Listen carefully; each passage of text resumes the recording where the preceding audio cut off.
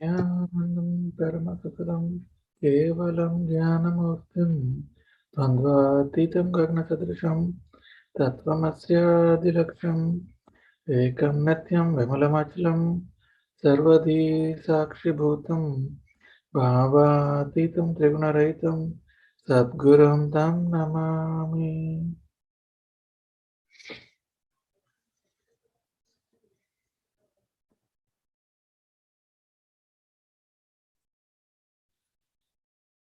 Welcome, Sri Gyanatma Nanda.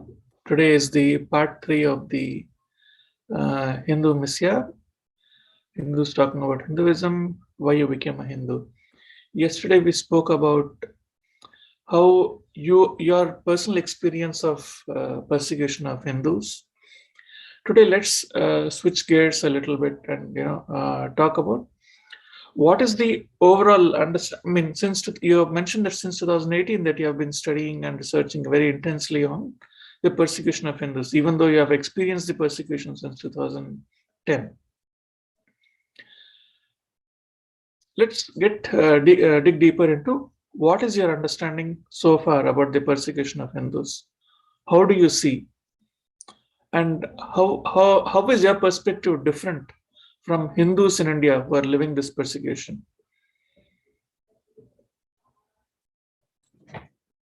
Nityanam, thank you, Aya. Yeah, good. It was one thing I noticed from yesterday was like I've in the past tried to look back and see, how I was affected by the persecution Holocaust and a lot of other things, much more subtle things, because a lot of what we discussed yesterday was like years from 2010 to 2018, where I didn't understand really at all what was going on. It was just subtle things like you can't talk about this, you can't talk to this person, you can't do that. And so yeah, yesterday one of the big things that was revealed here was that I actually did suffer and was traumatized in a lot of ways that I didn't realize, like, actually. And that's one of the things that was spoken about earlier is every time you read or see a post or a slander of your guru or yourself or your tradition, that sticks inside of you. Not that you are aware of it all the time, but every time you see one of those things, it sticks inside you as some part of your consciousness. And each one of those things is damaging in an even unconscious way.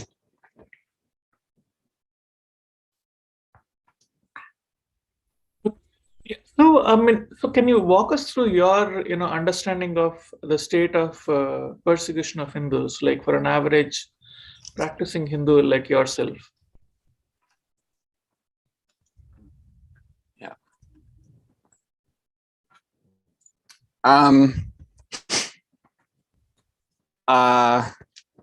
Like, what is a worldview, right? So, how do you perceive all this Hindu persecution now that you are awakened to the persecution of Hindus globally?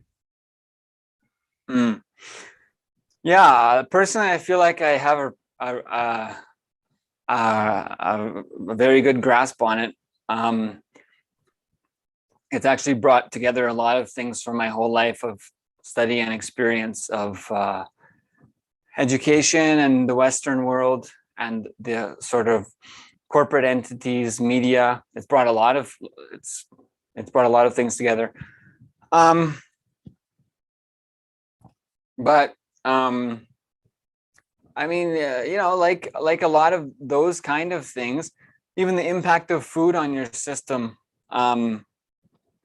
is something most people don't have any idea about, especially the yogic perspective. That's almost no one has, experiences that. So it's similar with the actual, you have to step way back. It seems you have to step way back from just being a so-called Hindu, or just having pictures of deities or something, or going to temple sometimes, or that kind of thing, or having had a Hindu history in your family, you have to step back, because it's not enough just to say like BAPS is doing well, ISKCON is doing well, there's millions of sadhus in Akara. It's not enough to say that that's proof that Hinduism there's nothing wrong.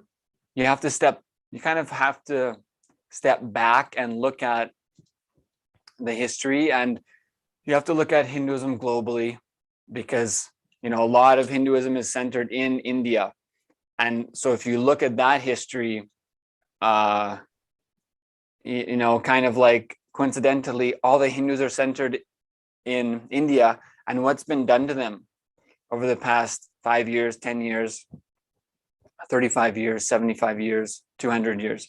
If you look at it like that, and then you see what the Hindu history was going back 2,000 years, it's like fish in a barrel. But you kind of have to step back. Like, it helps a lot to step back and look at that wider picture.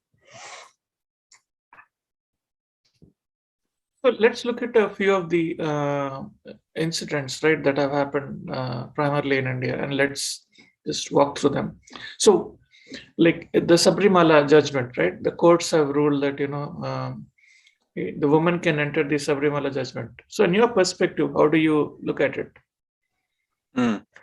Actually, I was blessed to go through that yatra. We did the 42 days practice preparation, and we walked through the forest 3 days, no shoes, almost no food, carrying your possessions on your head. And you're essentially, if no one's done it before, you're essentially walking on a gravel road. Like every step, you're stepping on stones. For 3 days. Yeah, that is basically,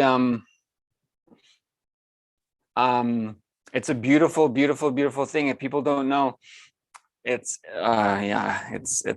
such a tragedy. The Western world and a lot of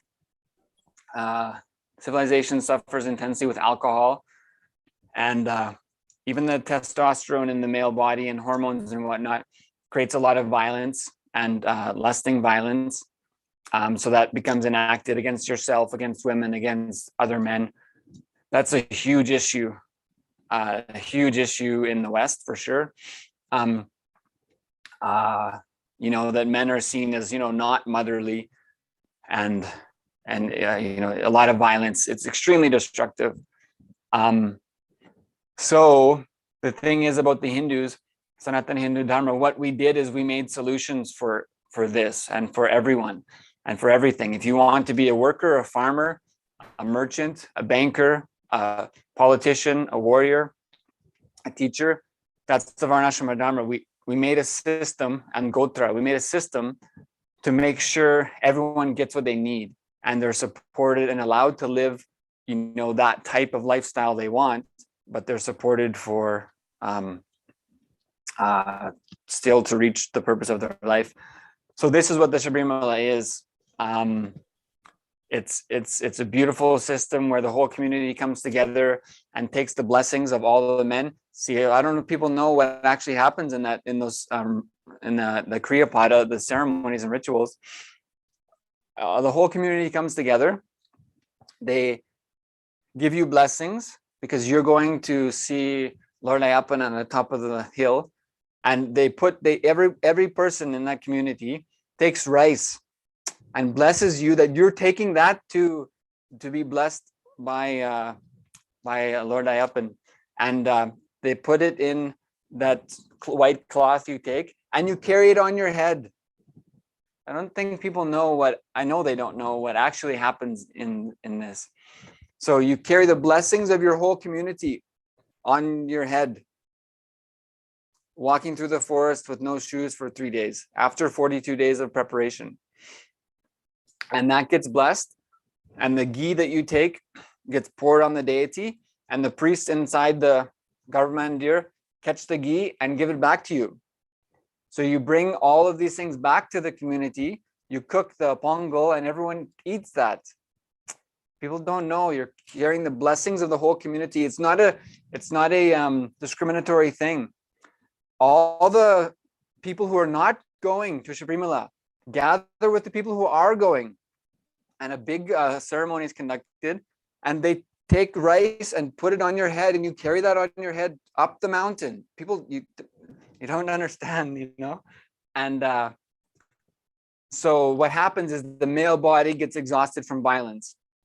In that 42 days, you abstain from sex, from even seeing female bodies, from alcohol, from eating meat. You do puja morning and night. You take cold baths morning and night. You wear the malas. You do the chanting. You gather with the other male bodies to do the chantings. You're supposed to chant all day long. There's these purification processes. Don't wear shoes. Sleep on the floor. So, and then when you go, so it's a preparation. You go through this process of being in the forest with these 100,000 other men around you. You can barely stay on your feet. It's exhausting. Literally climbing straight uphill. Like I almost fell a few times in the dark, wall to wall with people, and you become dependent on them for your survival. Because there was many times where I pulled our group and our group pulled me. And I kept saying, that person in the front, I was getting frustrated that you didn't stop.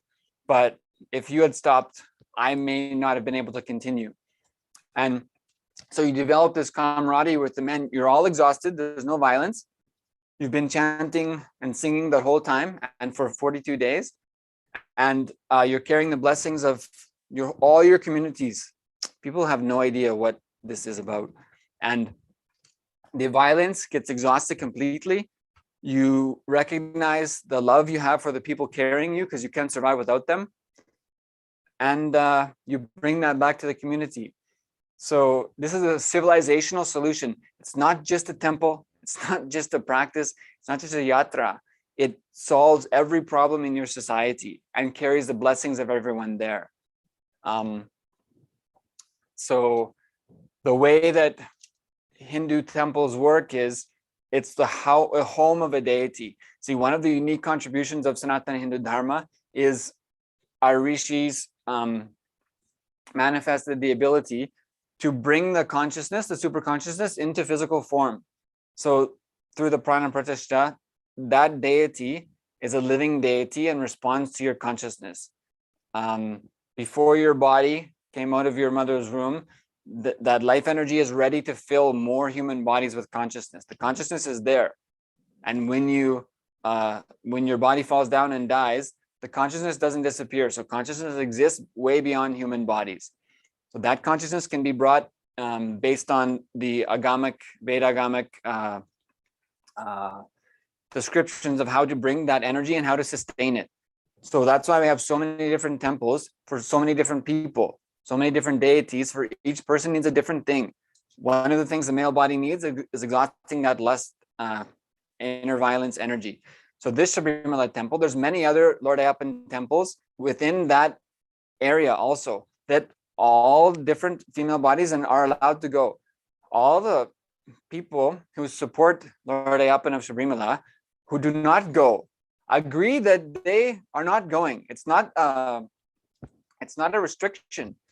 They, like I said, you carry their physical blessings on your head for that whole time you're walking and bring it back.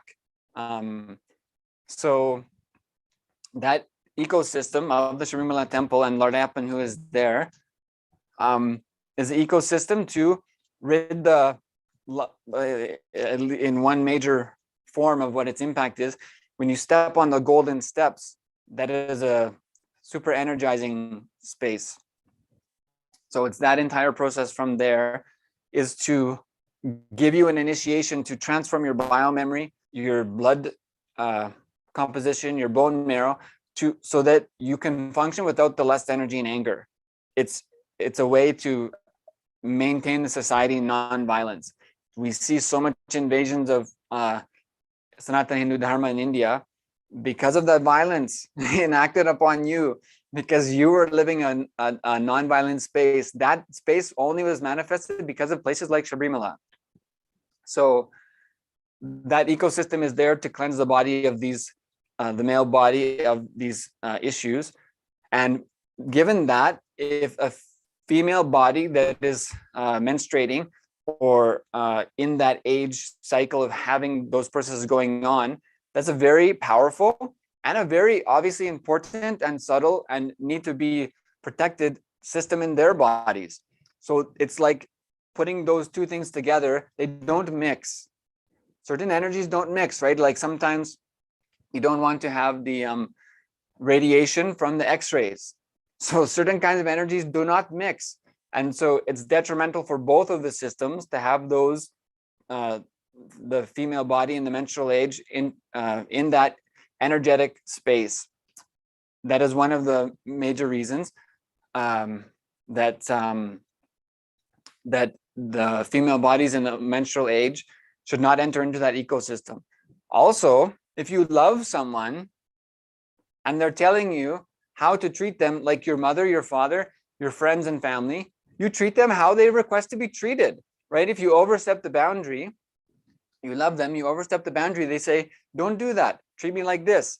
Same way, if God is living in a temple and you love him and he says, this is how you should treat me, he's not telling female bodies of menstrual age not to worship him. They do intensely. You can see all the protests, all the female bodies are there saying, save Sabarimala. They take it as a responsibility. All the men are leaving the community to go on the yatra. They're responsible for that ecosystem of where they're living. It's a group responsibility. It's not a persecution and a limitation. So that's one of the other aspects is if you love someone and you're going to their home, do you bring do you bring an outside unwanted, specifically told, do not bring that in my house, smoking or drinking or whatever, right? If someone is telling you that, you bring it into their home? No. If you love the deity, you treat him how he tells you to treat. The Vedagama specifically tells that. So the female bodies of menstrual age also contribute in that and are intensely devoted. You don't know, each home, they have the Sabarimala mandir in their home, and it's the gathering place of the community for those 42 days before the yatra and for the rest of the year.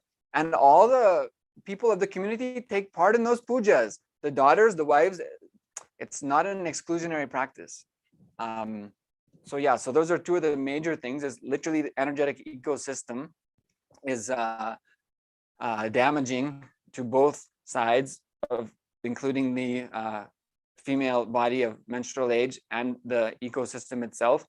And also, if you love a deity, if you love someone, you treat them how they're telling. So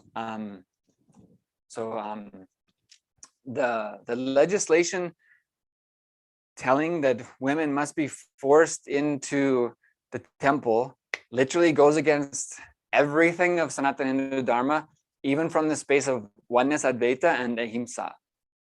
To force people to do things against the will of to force people into someone's home against their will, and in spite of the love that people have for that person who abstained from entering but continue to worship, it's direct violence. It's systematic, planned violence to destroy the non-violent life of Hindus.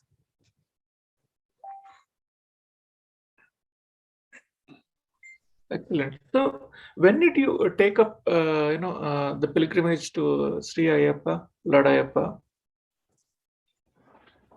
I think it was 2017. I think it was January of 2017. I have to double check. It might have been 2018.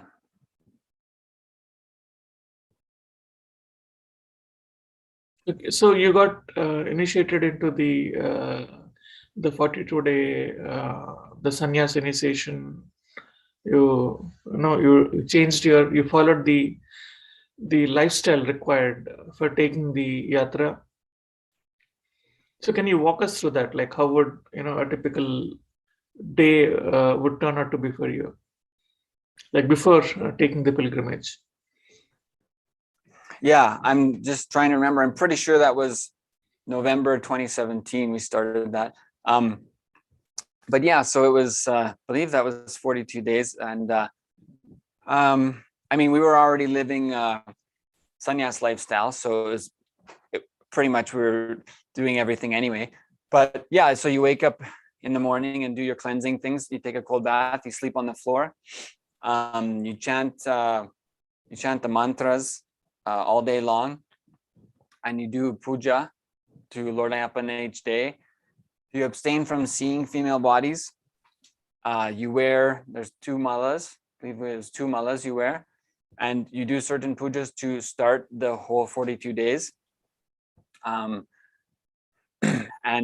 throughout that time, and you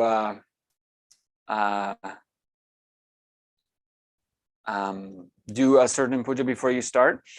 And so, yeah, it was just, it was our sannyas routine. I mean, but if I can remember, it's basically things like you abstain from sex, you abstain from meat, you abstain from alcohol, you wear black clothing, the black traditional clothing, you don't wear shoes, you take the cold bath morning and night, you're chanting all day long, you do the puja and chanting as much as possible with the other people who are doing the practice. And I think those are most of sort of the daily things. So you're already living a sannyas lifestyle by then. So you take on the black clothes during that time? Actually, we didn't, because as sannyasis, we only wear kavi color. That's the only color we wear in any situation, basically. Okay. Okay. So then you took the trip to the Lord Ayappa, and then you came back and you were done with that practice, right? For that duration. Yeah, I mean, that's the thing, is you're never really done. Like, that's the beautiful thing is, it's a special, Hindu temples are a special thing, a special place.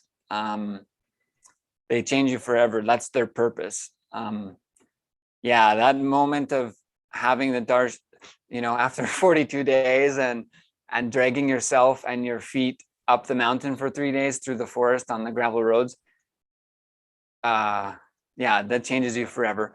But I stopped wearing the malas and specifically doing the pujas each day. Yeah. What kind of changes did you go through in those 42 days and the 3 days of yatra that you took? It was definitely one of the most profound experiences, and certainly temple visits, and a lot of things. Not seeing female bodies is an extreme liberation. It felt extremely unusual to see female bodies after that time, and personally, it felt unnecessary. And so it was an extreme liberation to not have the interference of thoughts that go along with members of the opposite sex and whatnot. That is pretty, it's unavoidable, essentially. You think about people you interact with, and if those are female bodies, the relationships get skewed and clouded. All our relationships are clouded. It's not entirely clear. And so when you mix opposite sex into that, it creates other issues. So that was a huge liberation for the first time in my life, having that experience. I'm basically chanting all the time, not talking unless it's necessary. So that is a huge liberation. Learning about a new deity, that was incredible. I didn't know anything about him.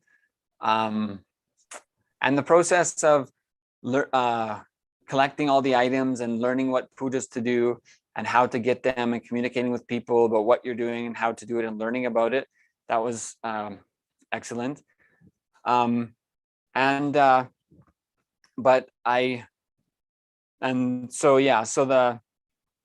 the experience itself, I would say the biggest thing probably that came out of that for me was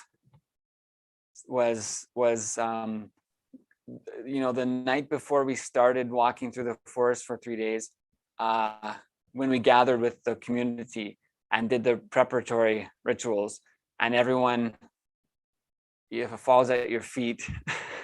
The whole community, one by one, comes and falls at your feet and puts their blessings into your cloth.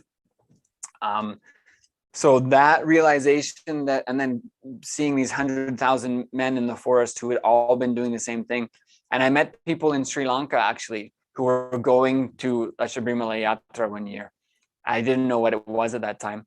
But I think the biggest thing, if I had to pick a single thing that happened, I would say it was realizing how you're supposed to live. So like growing up playing ice hockey and in this Western society and stuff, seeing the violence that men never get out of. I mean, with the meat eating, alcohol, and et cetera, et cetera. The biggest thing that came out of it for me was seeing how you're supposed to live, seeing what you're supposed to do, seeing what you're supposed to do so you're not violent, so you're not angry, so your society gets along, so the men don't fight with each other, so they don't abuse women, so they don't abuse alcohol, so they don't have unnecessary anger, so they don't fight each other, so they help each other, so they live together, not violence against women, how the communities can support each other, even if part of the community is not doing that specific type of practice, how you support each other, because they were so supportive. It was just unbelievable. So I'd say the biggest thing that came out of it was realizing what that was. The forest is full of temples. It's like in the West, what people would call an enchanted forest. Like it's full of temples. There's sacred worship trees. There's shrines all over. There's temples all over. It's not just one temple. People think it's one temple at the top. No, that whole forest is full of temples. It's full of temples. So yeah, so the I'd say the biggest thing that came out of it was seeing how a civilization can solve the problem that men have with lust and anger and not getting along with each other and not being motherly and not knowing what to do about that and feeling like they don't have support, and how to work together, support each other and overcome their addictions. I would say that was the biggest thing, was because in the West, no one knows that. So that was the biggest thing I'd say, is just seeing how to solve the problems of men feeling isolated and their lust and their addictions and their subjugation of other men and women and feeling they don't contribute in a supportive way and not sure how to deal with their thoughts, anger, and that. So I would say that was the biggest. That was like, because you look in the past of even within India and even the larger stretching from like Afghanistan to Indonesia, and you look and you see and you read, and even if you look at a map of like the life of Lord Ram and stuff, it covers that entire area. The sites cover that area, and each one of there was ancient Hindu kingdoms there, and so that's what it was, is this way of living non-violently in different places, established in places all across that land. And so it was a big eye opener for me, is it's not like a church, nothing against churches, but the way that I understood churches, it's not, the Hindu life is not about a church, that you go to the church once a week or whatever and that's enough. It's like the Hindu temples are, and the Vedas agamas that go with the deity that tells you how to live, that's to give your whole society a solution so you can live powerfully without being self-destructive, without being a conquering power to destroy other civilizations. It's a hugely profound, important way of living that also addresses how should I eat, how should I sleep, how should I wake up, what should I do, how do I live, how do I view others, like on the exact microcosmic level, but it maps to the macrocosm of how to live your highest potential.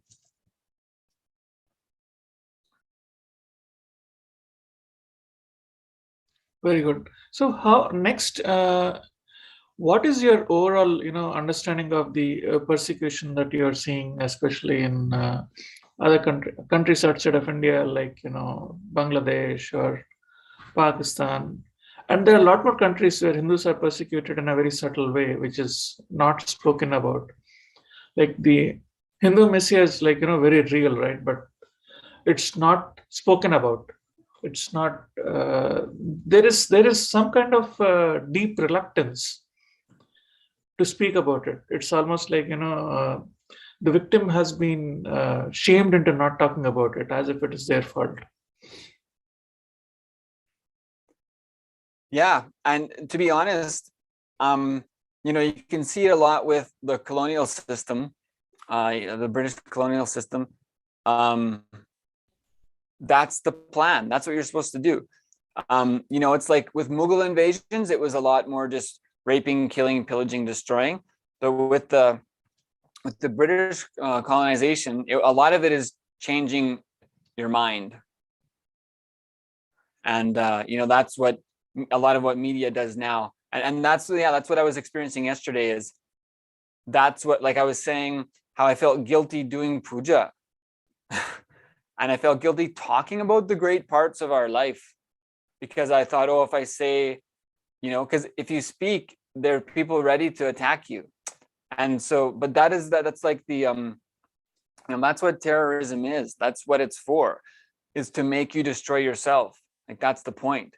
So the re-education of Hindus by destroying as many as 1 million gurukuls in around India, that's the point. To make you self-destructive. That's the point. It's too much resource intensive and requires too much attention to constantly be physically controlling and killing people. If you can just train them to destroy themselves, it's much easier. How are Hindus destroying, themselves? Like, are they on a suicide path? Is that what you're saying? Yeah, I mean, it's already done, basically. It's already done. I mean, when Kanchi Shankaracharya can be treated like that for 10 years,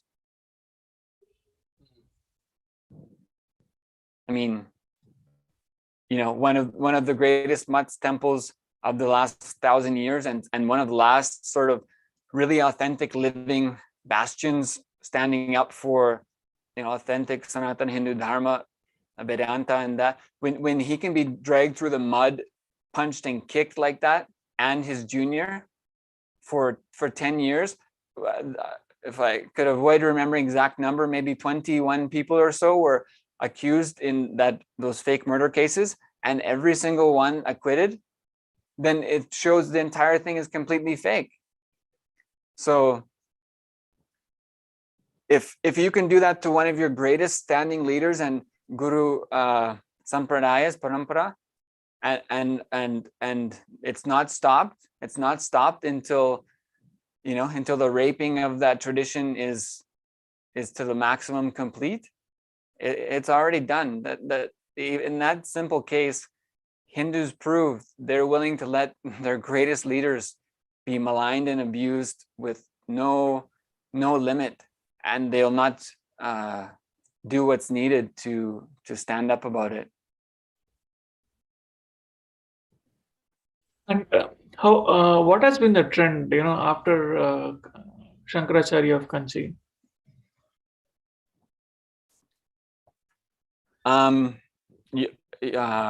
In terms of the persecution of Hindus, you mean? Yes. Yeah, I mean, Ashram Bapu is another example. The Palgar Sadhus is another example. I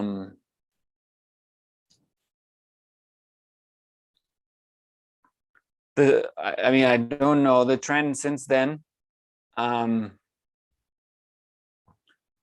of the same, but the thing is, we're running out of gurus now. Is there any? If what is in your opinion, what is the fix, right? I mean, what is the fix for from if there are no gurus in Hinduism, right? What is the impact on Hinduism?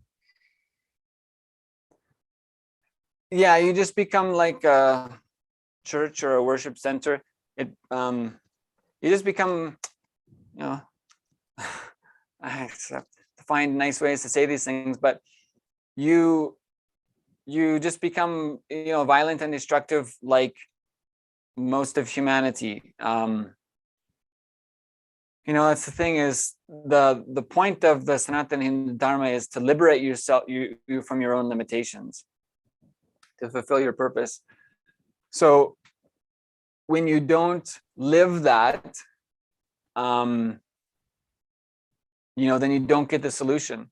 If it's just a philosophy, then you don't get the solution. It's just an idea. And so like that's what the gurus are, right? The gurus who can sit without moving for as long as they want and can leave the body at will. Paramahamsa Yogananda demonstrated that while he was giving a live talk in a banquet hall.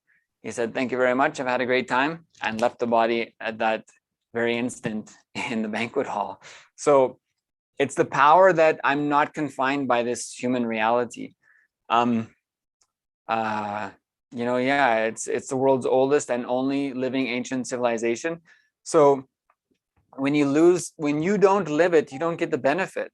Your life just becomes sort of default future of random acts. And that's when our life becomes hopeless, pointless, and powerless from our perspective. We create entire societies that become extremely destructive through sex, violence, in our lifestyle, and in our videos and movies and music and the things we consume. We become extremely self-destructive. And if you look at, of 49 ancient civilizations existing more than 5,000 years ago, none of them are alive in that form except Sanatana Hindu Dharma. It's beyond its last leg. That's significant. And if you look at it, it's the only modeled way sustained to today that shows how to cleanse yourself of your incompletions, your low moods, your animosity with others. So it's more than it's not just an idea. It's really designed to make sure you get to the maximum extent your ability to live with others. So what we see is civilizations, when they expand and grow beyond their borders, how do they treat other civilizations? They treat them by killing them. Like, what is it, the 100 Years' War between British and French? And so it's what we see is humans never learned how to live together. And what that means is humans never learned how to live. If your only way of treating others is, when it comes to conflict, is killing them, it means humans never learned how to live. So it's not even saying, a best way of living. It's the only way of living is you have to have a way to renounce your violence, that when it comes to me versus you, I will kill you. You have to find an alternative solution. And there's no society that's modeling that. Even if you go back to Romans, Greeks, etc., no one's modeling that. So when you lose the people who live it and manifest that liberation, the point of life, that I'm not bound by this 70 years of human existence, when you lose those gurus, those people, then you lose the model of how to live it. And you lose the only ones who can say, it's not just a book. It's not just a book that I'm reading, that my guru speaks to me. He knows my name. He tells you, tomorrow at this time, do this thing. So you lose that direct guidance. You lose the updation of the science of enlightenment. So it becomes a dead tradition, and people don't know how to live that tyaga. They don't have the intensity to renounce their own inner hatred and low moods and low self-image. You need the living being who can tell you directly, in your case today, December 20th, 2021, at this time, this is what you need. We don't have the intensity to do that on our own. What is the solution, right? I mean, what is it that the Hindus should do, in your opinion, to reverse the certain decline? I mean, the only thing that's needed, and ever was needed, is, and that's part of the thing, is that probably maybe the greatest thing humanity's lost is understanding what is a real guru and how to be with guru. And because we have ancestors and stuff, but a lot of times they're teaching us destructive habits. So that could possibly be the biggest thing humanity has lost, is how to learn from your liberated ancestors as the gurus. But the only thing that is ever needed from that is the Hindus have to commit to being a Hindu. The Hindus have to commit, like that's what all the living enlightened gurus did, right? They surrendered their life to their guru. That's how they become great. That's what all the gurus are telling, is how you become the ultimate is by surrendering yourself to the ultimate, who's there in the form of guru. So that's tyaga. But Hindus you cannot get somewhere, you have no idea where you're going or how to get there, that is so far beyond your own reality. You need someone to step by step guide you. So the only thing Hindus have to do is you have to commit to being a Hindu. That's all. If you commit to renouncing your ignorance and your inferiority, and you just commit to living Hinduism, which is enriching. Hindu lifestyle is contributing. If you look at it's so much celebration. The temples, the festivals, all right, whether Durga Puja, Navratri, Shivratri, Guru Purnima, it's so much Ganesha Chaturthi, and there's so much celebration. So what Hindus said is, let's do away with suffering and problems. Let's just celebrate. We'll make every single possible way for everyone, just all day long you celebrate. You wake up the deities, you dress them, you do the Abhishekam, you feed them several times throughout the day, you put them to bed, and all the other artis and pujas going on. We'll just have, what we'll do on planet Earth is we will celebrate. That's what the Sanatana Hindu Dharma ecosystem is. We don't have problems. The problems don't exist. We just celebrate all the time. That's what we do in our life. So it's contribution based. So all Hindus have to do is live according to the source of Hinduism, the Vedas, Agamas, commit to living that, and enrich others from that space of nonviolence. That's all Hindus have to do, is you just have to live Hinduism. There's nothing you need to change. You just have to live the original intention. And why Sanatana Hindu Dharma has lasted is because people lived that way. They lived it. And so that's all Hindus need to do, is they need to live as Hindus, and as enriching Hindus that contribute to others and heal others. You commit to healing and enriching other people's lives. That's all that is needed, is Hindus need to just live Hinduism. So is it practical to live Hinduism in today's world, in today's lifestyle, with today's changes? Is it even practical? It's extremely impractical not to. Addicted to food and lust and devices and internet and media and self-hatred, depression, sleeping, animosity, anger, that is extremely impractical. Okay, good. Is there anything else that you want to mention about the persecution of Hindus before we end the show?